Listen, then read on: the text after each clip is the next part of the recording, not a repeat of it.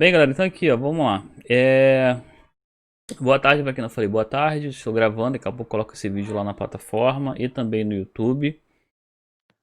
Pegaram o projeto da última aula, não, né? Então depois dá uma olhada lá nos vídeos lá pra entender o que tá acontecendo, dá um resumo aqui rapidinho. Eu fiz aqui, né, o nosso sistema. Ele está no GitHub.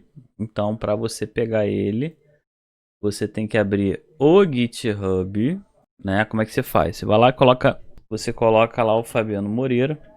Entra lá no meu blog. Aqui, ó, GitHub. Vocês vão entrar aqui no GitHub e vocês vão ter aqui os repositórios. Eu tinha falado que eu queria que cada um tivesse seu repositório para poder mexer aqui no GitHub.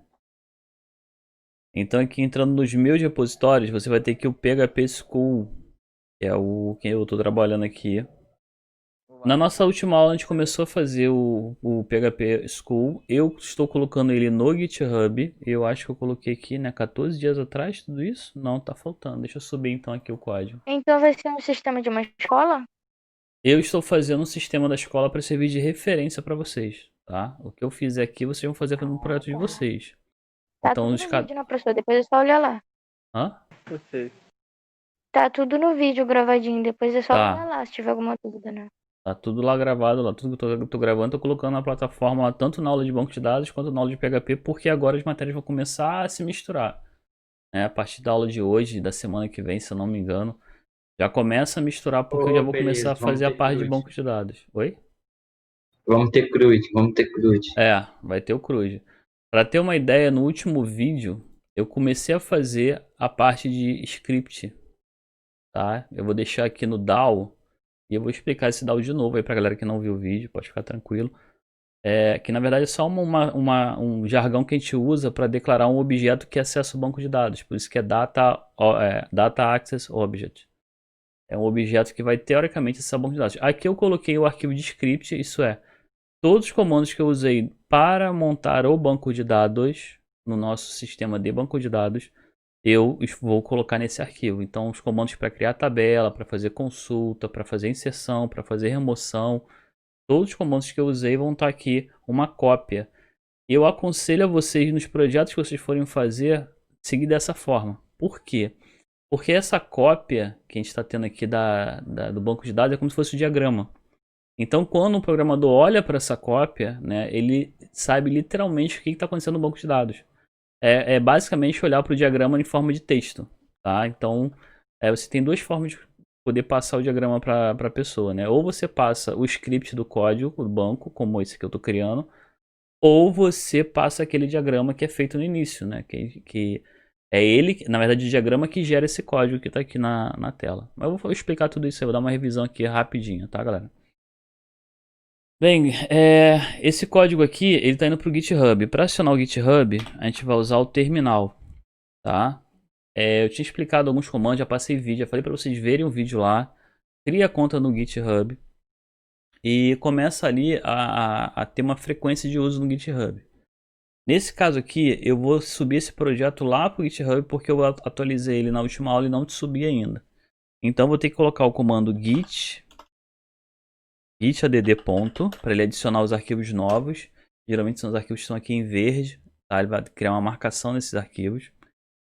E agora eu vou fazer o commit. O que é o commit? É um comentário que a gente coloca no código, né?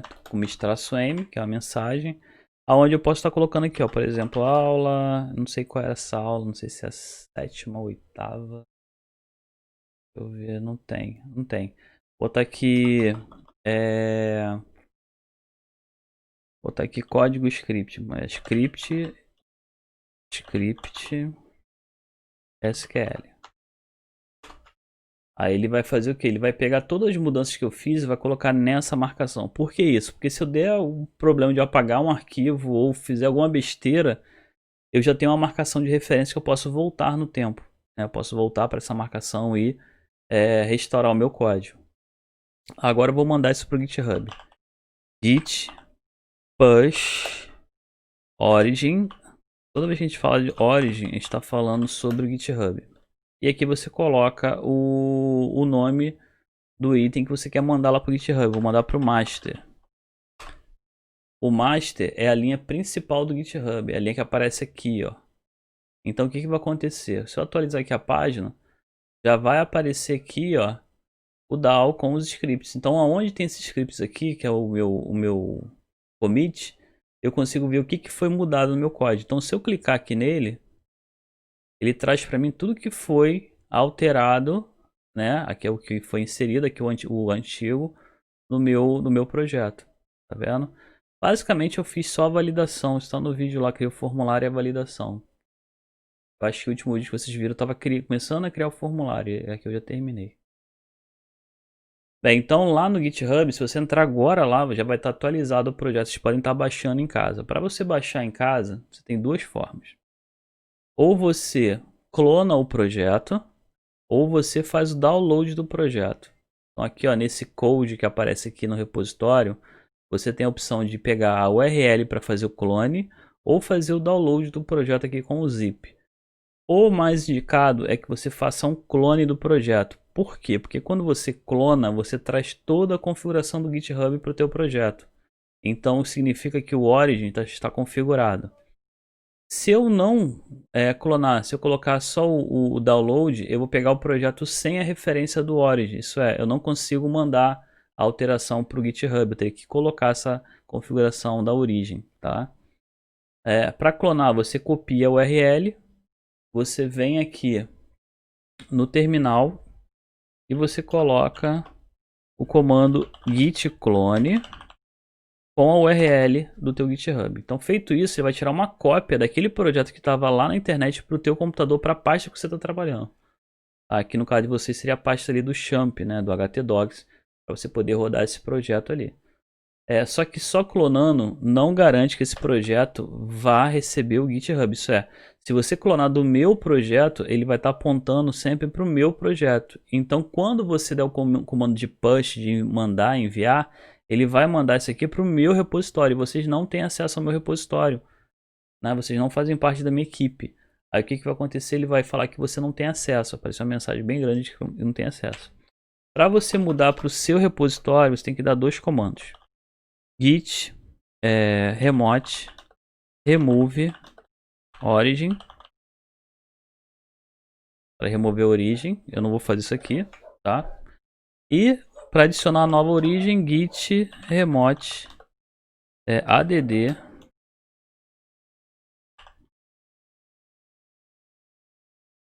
origin.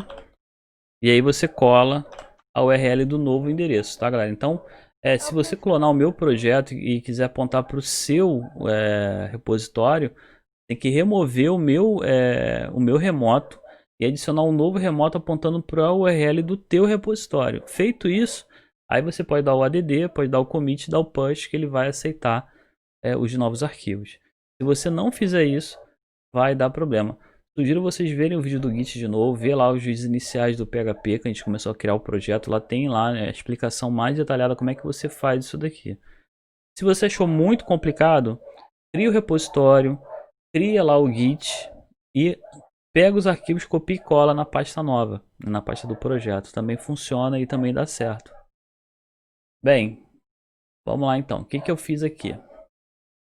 Eu criei nosso projeto. Nosso projeto ele tem um index.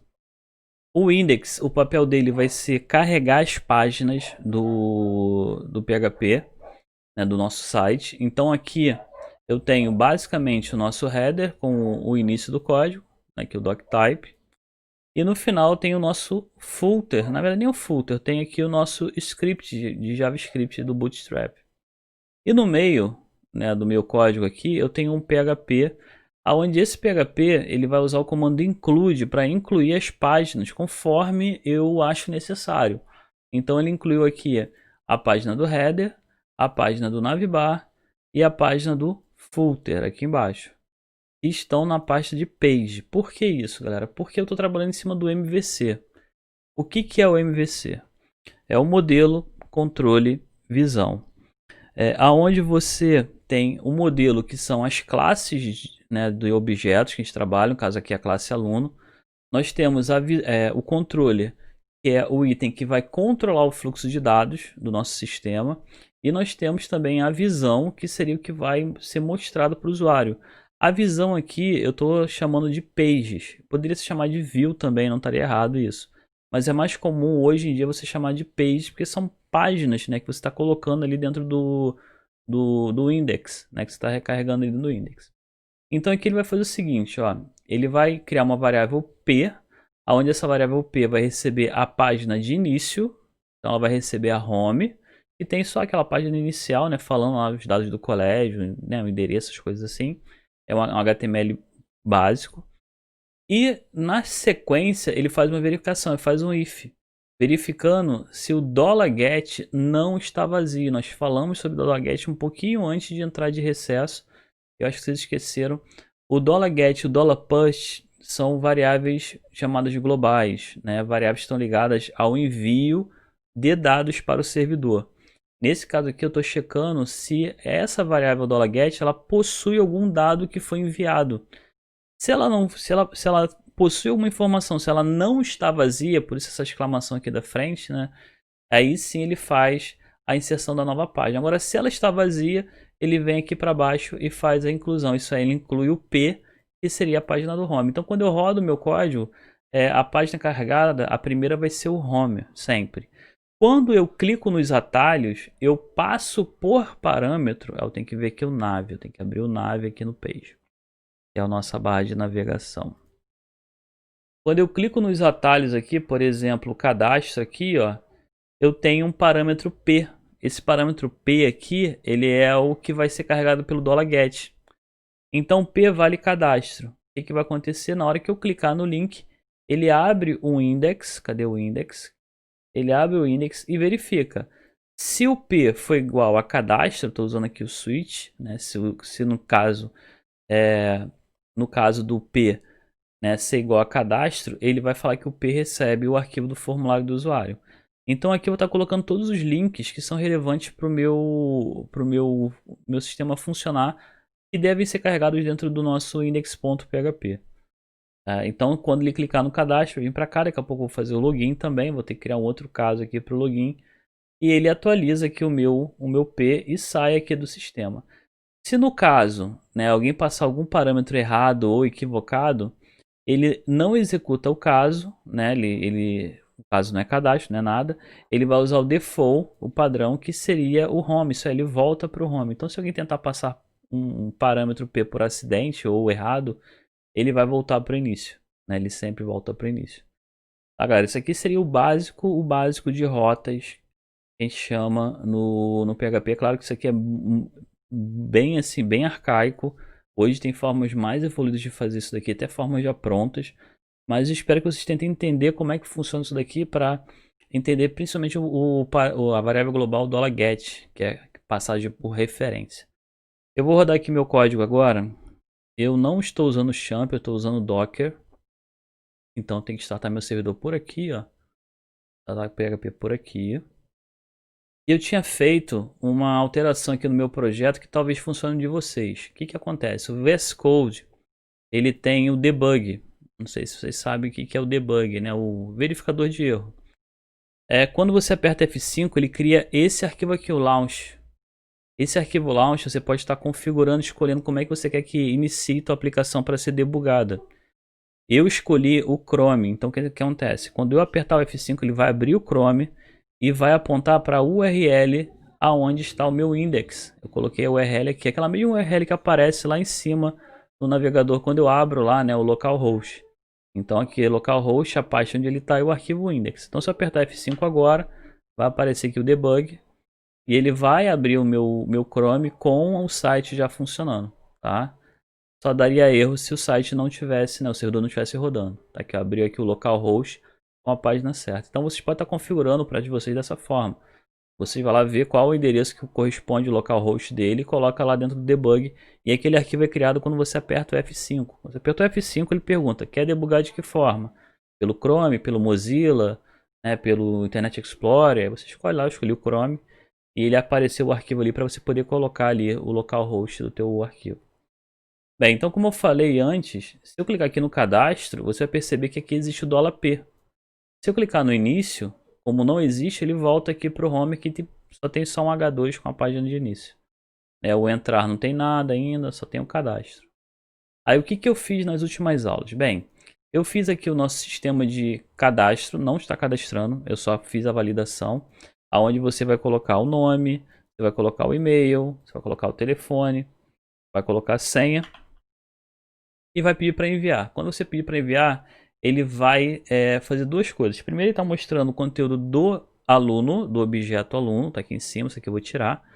E também tem uma mensagem aqui do alerta do Bootstrap falando que foi cadastrado com sucesso.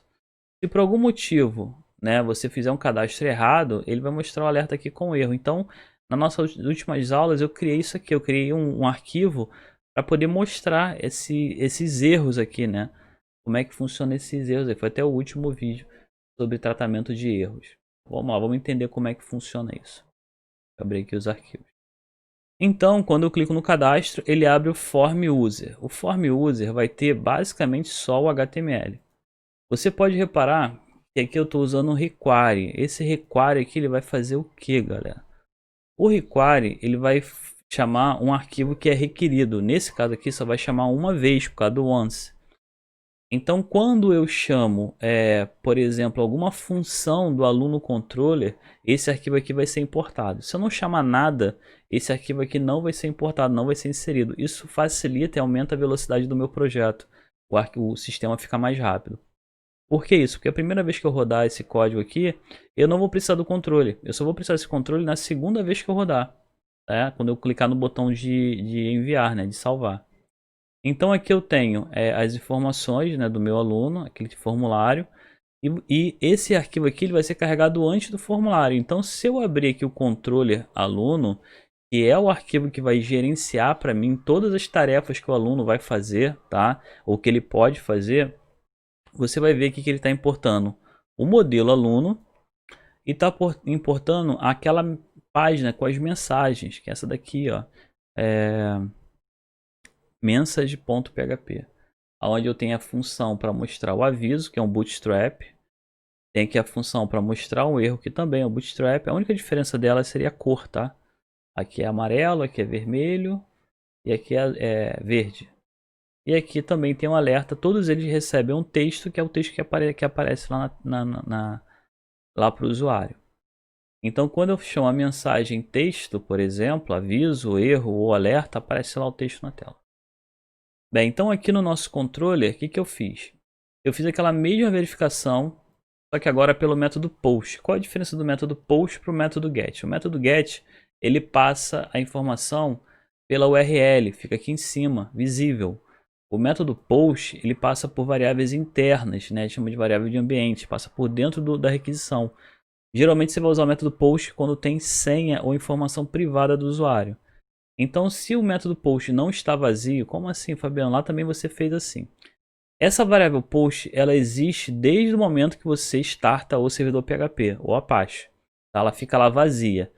Ela fica vazia esperando receber os dados. Então, quando você manda um formulário, manda uma requisição, essas variáveis elas podem receber esses dados e trabalhar em cima desses dados. Tá? Nesse caso aqui, eu fiz o que? Eu criei um novo objeto aluno. Lembra que a gente falou sobre classe e objetos na aula passada, nas últimas aulas? Então, quando eu criei nosso aluno, eu defini para ele o nome, o e-mail, eu defini algumas coisas que ele pode fazer também. Então, toda classe tem atributos e ações. Nesse caso aqui, eu estou criando um novo aluno e falo que esse aluno vai receber o nome, o e-mail, o telefone e a senha. Sendo que o nome vai vir pelo método post nome, o e-mail pelo método post e-mail e o telefone pelo método post telefone. A senha também vem pelo método post PWS. Esses métodos aqui, esse post aqui, ele é definido pelo name do formulário. Se você olhar aqui, eu tenho um name aqui, ó, em cada um deles, ó, tá vendo?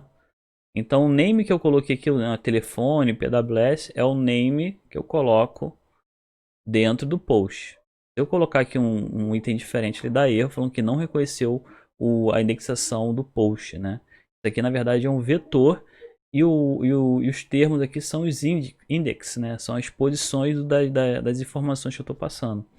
O PHP tem essa característica de vetor. Ele consegue lidar com o nome no lugar de posições, né? De posição 0, 1, 2, 3. Você pode estar chamando o nome, isso é muito útil para gente. Bem, esse var dump Tá? Vocês vão ver várias vezes o vardamp aí. O vardamp, na verdade, ele é um debug. Ele serve para a gente poder ver o que está acontecendo no sistema. Como o sistema ele roda no servidor, então a gente às vezes não consegue ver o que está acontecendo lá. Quando você usa o vardamp e passa uma variável, ele vai te retornar duas coisas. Ele vai te retornar qual é o tipo de variável e qual o conteúdo dela. Por isso que lá no meu código apareceu aquela linha, nessa linha aqui, ó, com as informações do nosso aluno. Se eu der um zoom aqui, você vai ver que ele passou o tipo de elemento, que é o objeto aluno, e quais são as informações que compõem, que o nome está vazio, o e-mail está vazio, o telefone vazio, senha vazio e ativo está verdadeiro, true, que eu defini na hora que eu criei o meu objeto. Tá? Então o vardamp serve para isso. Se eu não quiser usar o vardamp, eu venho aqui e coloco um comentário ou removo ele do código. Ele não afeta nada no código, é só para que nós possamos ver o que está acontecendo no código. Bem, agora que vem o conteúdo das nossas últimas aulas. Eu usei aqui o comando try-catch. Alguém já ouviu falar do comando try-catch? Eu. Só ele? Então o que vai acontecer com o comando try-catch? Ele vai tentar e se não conseguir ele vai pegar o erro. Isso aqui, ó. O comando try, ele tenta executar o código. Então o que estiver dentro do try, né, que é o tentar, ele vai tentar executar. Se alguma coisa aqui der um erro, ele sai aonde deu erro e executa o catch. O catch ele vai sair para capturar esse erro. Então, por exemplo, eu chamei aqui duas funções. O valida e o salvar. São duas ações que o aluno pode fazer. Essas ações estão dentro do modelo aluno. Então, o que vai acontecer? Se o valida der erro, que foi aquela de mensagem que apareceram na tela lá falando que o nome estava em branco, sem branco, outras coisas, ele sai e executa aqui, ó, o meu erro. Esse erro aqui, para quem não percebeu, é o que está na mensagem. É aqui, ó, é essa função aqui. Como eu importei a mensagem, eu posso chamá-la lá direto. E no caso seria a mensagem em vermelho. Tá? Então, se der algum erro, ele para, né? Ele pega o erro, vê qual o tipo de erro que foi, né, descrito. Né? Isso aqui, no caso, essa variável de erro, ela guarda o erro dentro dela, o primeiro número do erro, né, o tipo de erro, e também a mensagem do erro, e passa isso adiante. Nesse caso aqui está passando para dentro da função, onde a função eu peguei, eu mostrei o erro para o usuário. Então estou usando aqui o getMessage para poder mostrar o erro para o usuário. Tá? Só que esse try aqui, esse erro, na verdade, ele foi trabalhado dentro do aluno. Então se eu abrir aqui o aluno, eu usei um outro termo para que ele passasse essas mensagens de erro como texto. Então vamos entender aqui o aluno primeiro. Bem, eu tenho aqui a classe aluno, onde eu tenho, né, os atributos, né, o nome, e-mail, telefone, senha e ativo. Né, eu posso estar declarando ali valor ao iniciar o atributo. Eu tenho aqui a função salvar, que ainda vou preparar ela para salvar no banco de dados. E aqui eu tenho a função valida, que eu fiz nas nossas últimas aulas. A função valida, a função dela mesma é validar o usuário. Por quê? Você não vai jogar a informação no banco de dados de qualquer jeito. Você tem que checar se o cara preencheu o nome, se ele preencheu o e-mail de forma correta, senha e outras coisas também. Então aqui eu fiz o quê? Eu criei uma variável chamada... Deixa eu até jogar um pouquinho aqui para o lado. Chamada erro. Essa variável erro, ela recebe um texto vazio. E ele vai fazer vários ifs. Primeiro está checando se o nome é vazio. Se o nome for vazio, ele adiciona ao ponto igual. Ele está somando essa frase dentro da variável. Depois ele faz outra checagem. Se o e-mail é vazio, ele vai soma esse item dentro da variável. Aqui está checando se o telefone é vazio, ele soma. Então cada vez que ele encontra um desses erros, ele soma a frase dentro da variável erro. Né? Ele não substitui. Chegou no final, ele faz uma checagem. Se o erro ele é diferente de vazio, significa o quê? Se tem alguma mensagem dentro dele. Se tiver alguma mensagem dentro do erro, ele vai gerar um thrown. Esse thrown aqui, né?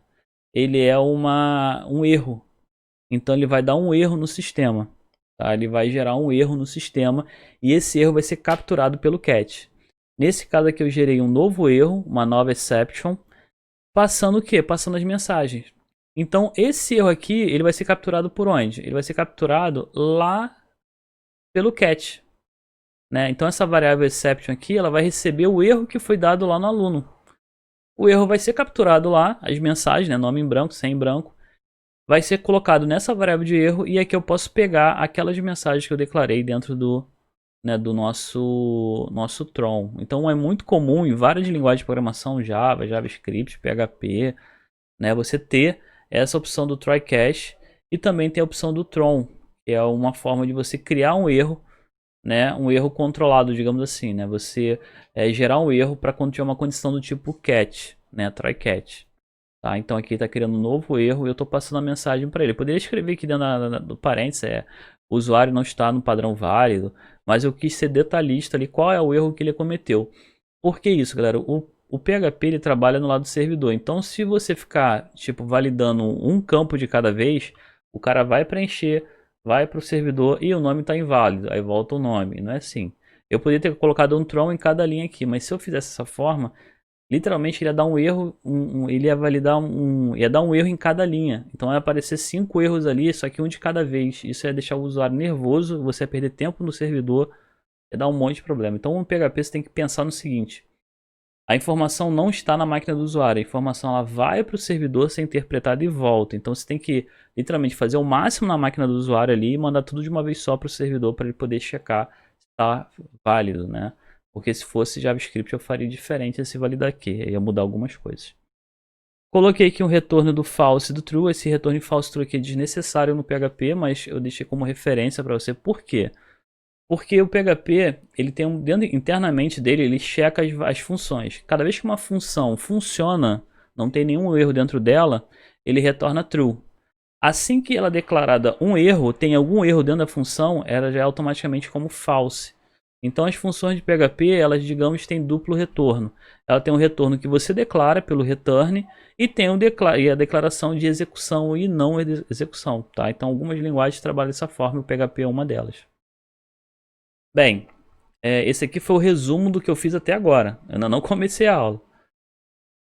Na nossa última aula de banco de dados, está lá na plataforma, eu comecei a falar sobre a questão de criação de tabelas, né? E eu coloquei aqui o nosso DAO, que seria o SQL, que é a linguagem utilizada para a criação e manipulação de banco de dados. Então, quando a gente desenha o banco de dados no nosso sistema e faz aquele monte de diagrama bonitinho, né? Aluno com professor, com disciplina, né? Tem aquele trabalheira toda de analisar, de normalizar, fazer tudo que tem que fazer.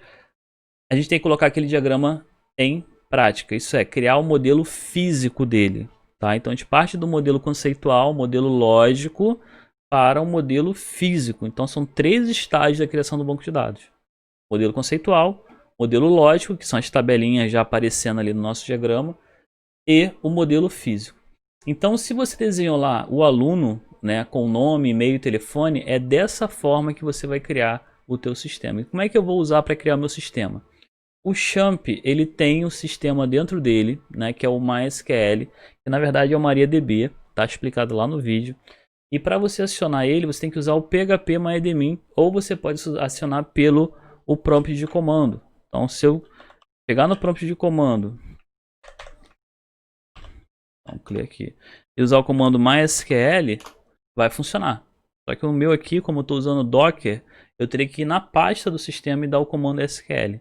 No seu, lá na casa de vocês teriam que ir na pasta do Champ, dentro da pasta do MySQL, dar o comando também. Então, para não ter essa confusão de lidar com o terminal, né, a gente vai usar uma ferramenta para poder manipular o banco de dados, que é o PHP MyAdmin. Então, eu vou vir aqui no meu navegador. Vou colocar aqui, ó, o localhost, ou você vai, literalmente, escreve PHP MyAdmin. No meu caso aqui, eu tenho que colocar localhost. Eu tenho que passar a porta aqui, no meu caso é porta 8000. O de vocês seriam porta, se não me engano, 3600. Ou simplesmente localhost / PHP MyAdmin, tá? No Champ existe lá um botãozinho chamado gerenciar, do lado do MySQL. Se você clicar ali no gerenciar, já vai abrir o PHP MyAdmin, tá, galera? Bem, aqui eu tenho que entrar com a senha. Essa senha só é pedida em sistemas baseados em Linux, então provavelmente no teu servidor online vai pedir essa senha. Acho que escrevi errado. E aqui eu tenho o meu PHP MyAdmin, onde eu tenho aqui os meus bancos de dados, aqui as configurações do meu servidor E aqui as opções que eu posso estar acionando aí do meu PHP-MyAdmin. Então o que eu vou fazer? São os comandos de SQL que eu vou aplicar no meu banco de dados. Então a primeira coisa que tem que fazer é botar o meu banco de dados, né? Eu já criei o banco de dados, tá? O comando para criar o banco de dados é esse aqui, ó, create database. Depois vê o vídeo lá. Para usar o banco de dados é o use PHP School, porém o PHP-MyAdmin dá um erro, porque teoricamente o banco já foi criado, já foi selecionado, tá? Então eu vou clicar aqui do lado para estar botando ele como em uso. E aqui eu vou usar os comandos que a gente vai ver aí para poder criar, né, o nosso banco de dados aí, fazer nossas coisas. Então eu já criei a tabela aluno. Essa informação aqui aluno já foi criada, tanto que se eu for lá no meu sistema, né, eu vou ver que tem a tabela aluno aqui, ó. A tabela aluno já existe, né? Não tem nenhuma informação dentro do aluno aqui, ID, nome, telefone, né, e-mail e senha. Então, o que eu tenho que fazer para poder cadastrar informações no nosso aluno, né? Eu vou ter que fazer o seguinte, eu vou ter que criar um comando de SQL que ele possa enviar informações para o banco de dados. Só que para isso, eu vou ter que saber em PHP qual o comando que eu vou usar para que o PHP converse com o MySQL. Então, para isso, a gente vai ter que usar a documentação do PHP. PHP manual. Acostuma com esse site, tá? Você vai entrar aqui no manual do PHP. E aqui no manual do PHP, a gente vai procurar por uma coisa chamada POO. Isso seria o que? Adivinha?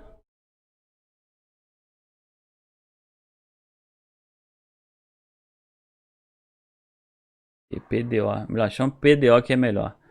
O PDO seria programação PHP orientado a objeto. O PDO é o PHP Data Object, ou objeto para PHP objeto de dados. É a biblioteca do PHP que vai fazer a conexão com o banco de dados. Outro item que você vai encontrar na internet é o MySQLi. Tá? Então você tem aqui também o MySQLi para lidar com o banco de dados de MySQL. Esse é o problema, galera. Se você trabalha com o MySQLi, você fica limitado aos bancos de MySQL. Da mesma forma que eu fosse trabalhar com PostgreSQL, né, teria que colocar aqui o PostgreSQL alguma coisa, né, PostgreSQL. Até apareceu aqui no final. PostgreSQL aqui, ó, SQL. Então o PHP lá antigamente, na versão 5, versão 3, versão 4, ele tinha esse problema. Então quando você criava um projeto, você teria que criar literalmente uma forma de conectar para aquele banco de dados. Se você mudasse o banco de dados, você não conseguia fazer a conexão do banco de dados. Você teria que reescrever basicamente toda essa parte de banco de dados. No nosso caso aqui, como está falando sobre POO, né? Vou botar aqui, ó. Melhor, PDO, que é o que a gente vai usar. O PDO, ele consegue fazer a manipulação de vários tipos de bancos diferentes. Basta você trocar uma palavra. Então, se eu quiser fazer com MySQL, eu troco o MySQL, se com PHP, basta trocar uma referência dele. Então, ele foi feito para se integrar em qualquer banco de dados que existe no mercado hoje. Tá? Então, aqui tem a instalação já foi feita, ele já é instalado dentro do PHP. E aqui você tem, né, os comandos que você vai usar do PDO para você poder fazer né, o uso. Então, vamos ver aqui primeiro a parte de conexão. Aqui está a instalação, preparação e constantes. O que vai acontecer?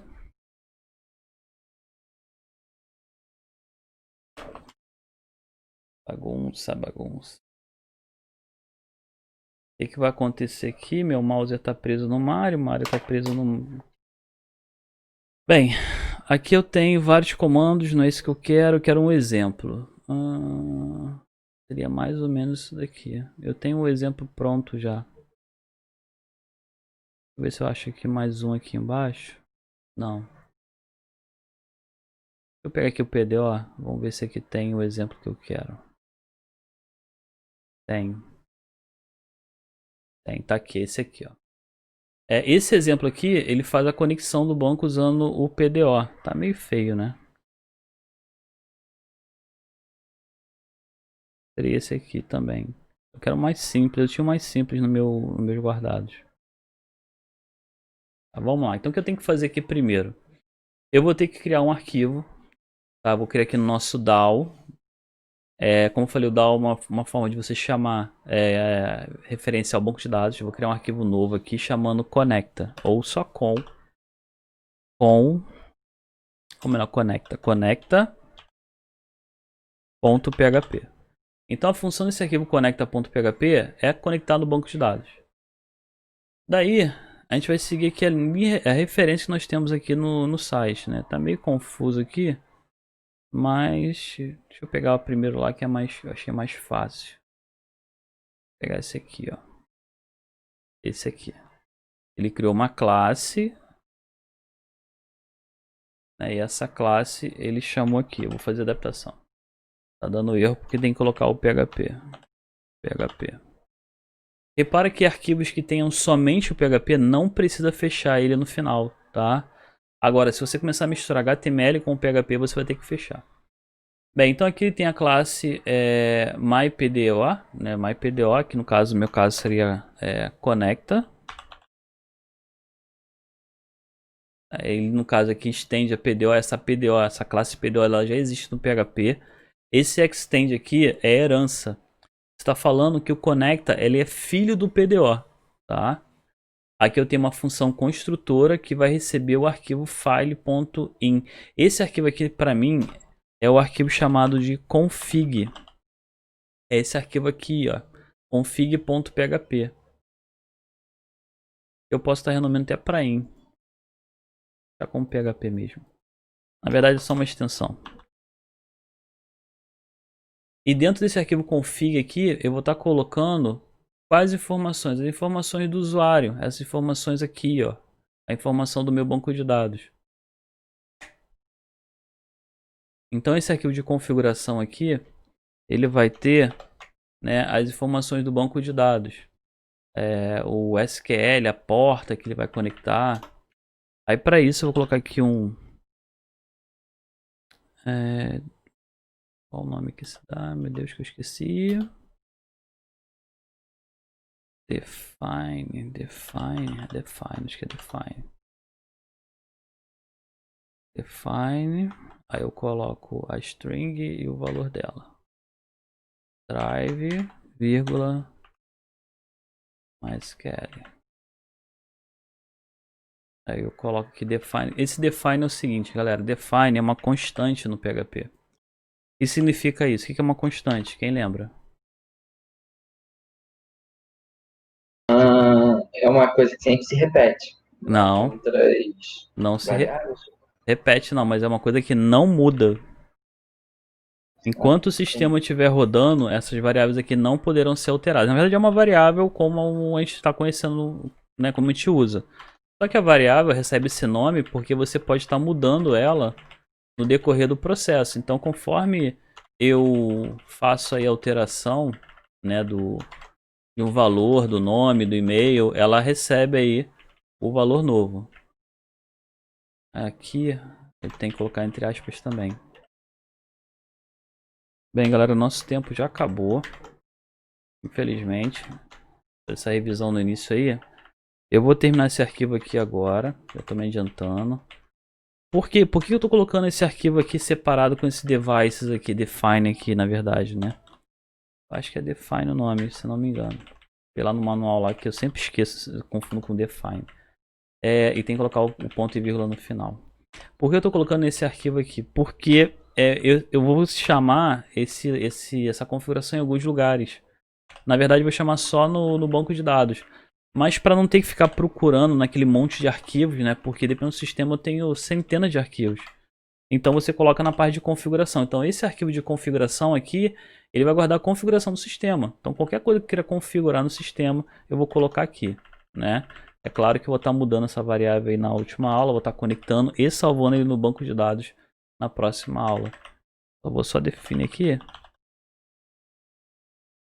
Password. Pronto, tá aqui. Vou salvar, vou subir ele. Eu tenho que colocar essas palavras aqui em maiúscula, depois eu coloco. E quando é constante, o jargão pede que você coloque em maiúsculo. Bem, galera, nosso tempo acabou. Eu tenho que voltar ao trabalho, né, de novo. E dá uma olhada nos vídeos anteriores. Eu vou subir isso aqui pro GitHub agora. Tenta entender, tenta com base nisso daqui começar a montar o projeto de vocês, aí começar a alterar o projeto de vocês. Qualquer dúvida, eu estou conectado nessa faixa de horário na quinta e na sexta-feira. E mais tarde, depois das 8h30, por aí, quase 9 horas, né? E sábado, basicamente o dia inteiro. Então, se tiver algum problema aí, alguma coisa, me chama, manda uma mensagem no Discord. E assim que possível eu estou respondendo para vocês. Ok, pessoal? Vou fechar aqui. Fechar aqui o Conecta. Depois eu terminar esse Conecta aqui na próxima aula. Ok, professor. Até mais, pessoal. Tem que ir. Se vê.